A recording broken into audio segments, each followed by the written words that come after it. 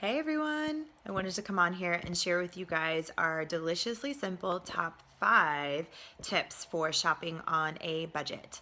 So tip number 1 is make a meal plan and always go with the list. This does not have to be fancy at all. This can be something maybe you sketched out on your phone, maybe on a post-it note. I do recommend kind of sticking with the same habit, but take a look at your week and just jot down a couple meals that you're going to be preparing for yourself.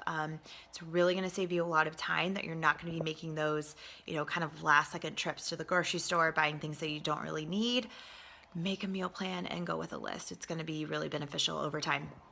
Tip number 2, try not to buy those pre-prepped foods of any kind. So the pre-cut vegetables, the pre-cut fruit, trail mixes, all those things in those little packages that look kind of nice and cute, it's going to cost you a lot more money, and it really actually doesn't save you that much more time, in my opinion. So really try and not buy that stuff. I do have an exception, and I'll show you in just a second. Tip number 3 is buy non-perishables and frozen foods in bulk. Some of my favorite things to buy are my spices, my dried herbs, my beans, my rice. Let's see what else I have here. My frozen fruit for smoothies. I like to buy these big bags from Costco. It looks a little bit more expensive at the time. That bag was probably, I don't know, $9-10, but actually way less expensive for what I'm getting compared to running an HEB or Trader Joe's and buying, a quarter of that size for $5-6. So try and buy all your frozen fruits and for smoothies. That's what I like to do. Tip number 4, freeze as much as you can. So here's my little exception to the rule of pre-packaged stuff. I love buying these little pre-packaged hummus cups. They also come in guacamole because you can pop the entire box. When I buy it from Costco, there's 20 of them in the freezer. I take out about 3 or 4 at the beginning of the week, put them in the refrigerator, and they're good to go. Compared to, for whatever reason, we can never seem to finish a regular sized tub of hummus. We just can't, and we end up wasting it. So this is a really, really good idea.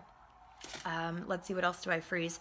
I love freezing vegetables for my smoothies as well. A lot of our deliciously simple smoothies use things like yellow squash, zucchini squash, butternut squash, beets, spinach. You can freeze all of that stuff. Now, you cannot use leafy greens again in a salad, but you can use a lot of those leafy greens in your smoothies, in soups, in casseroles. Our vegetable enchilada casserole requires leafy greens, so that's a great thing. You can just freeze that ahead of time. If you notice that some of your vegetables and fruits are going bad, go ahead and chop them up, throw them in the freezer, and you're good to go. Tip number 5 is don't waste anything. Maybe you do get in the habit of really starting to meal plan for yourself, and that's amazing, and you're excited, and you're, wanting to cook all these new things. Still be realistic with what you have. I had a bunch of mushrooms and carrots in the refrigerator from last week, and while I was really excited to do our meal plan this week, I knew I needed to use those. So, with kind of my rule of thumb with a lot of vegetables is roasting is the way to go. So a little bit of olive oil, a little bit of balsamic vinegar with some salt and pepper goes pretty much really well over with almost every vegetable. So that would be my tip for not wasting anything, trying to use exactly what you have and making it work. If something calls for quinoa, but you have rice, use rice. It's not a big deal. Use what you have and really make the most of your budget and make the most of your groceries. So I hope you guys found this helpful. And if you have any other, comments, questions, please reach out to us.